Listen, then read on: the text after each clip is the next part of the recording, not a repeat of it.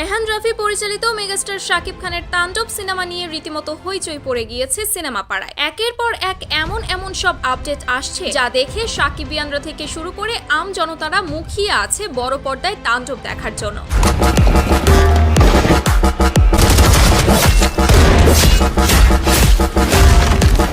আর এবার সেই আগ্রহের পারদ আরো কয়েক গুণ বাড়িয়ে দিতে গুঞ্জন উঠেছে তাণ্ডব সিনেমায় কয়েক মিনিটের একটি দৃশ্য ক্যামিও দিতে দেখা যাবে এই মুহূর্তে ছোট পর্দার সবচেয়ে জনপ্রিয় অভিনেতা মুশফিক আর ফারহানকে।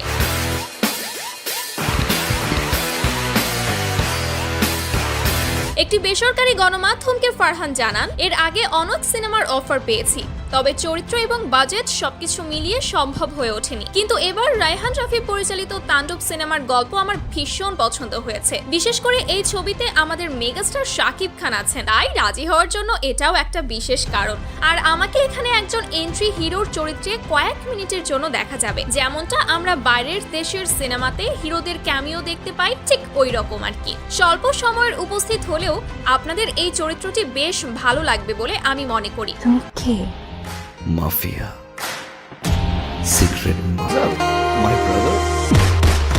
তাছাড়া সংশ্লিষ্টদের মাধ্যমে জানা যায় শুরুতে এই চরিত্রটির জন্য জিয়াউল রোশনকে অফার দেওয়া হয়েছিল। তিনি এত ছোট চরিত্রে অভিনয় করবেন না বলে রিজেক্ট করে দেন। পরবর্তীতে চূড়ান্তভাবে তাণ্ডব টিম থেকে মুশফিক ফারহানকে চুক্তিবদ্ধ করা হয়। আর এরপর থেকে খবরটি প্রকাশ্যে আসার পর শাকিবিয়ান থেকে শুরু করে গণমানুষের কাছে ব্যাপক উন্মাদনা কাজ করছে রায়হান রাফি পরিচালিত তাণ্ডব সিনেমাটি নিয়ে। মনে রাইস এটা তো ফার্স্ট আর লাস্ট ওয়ান, জায়গায় শুট করে দেবো।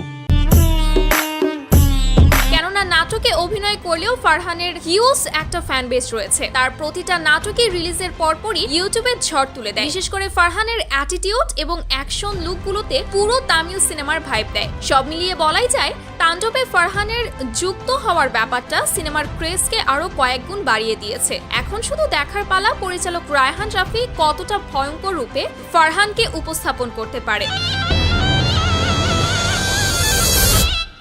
Welcome to the show. So guys, Khan সাহেবের সাথে ফারহানের ফেস অফ খেলা কতটা জমে উঠতে পারে বলে আপনার ধারণা অবশ্যই কমেন্টে জানাবেন। আর এরকমই সব আপডেট পেতে আমাদের চ্যানেলটি সাবস্ক্রাইব করে রাখবেন। ধন্যবাদ।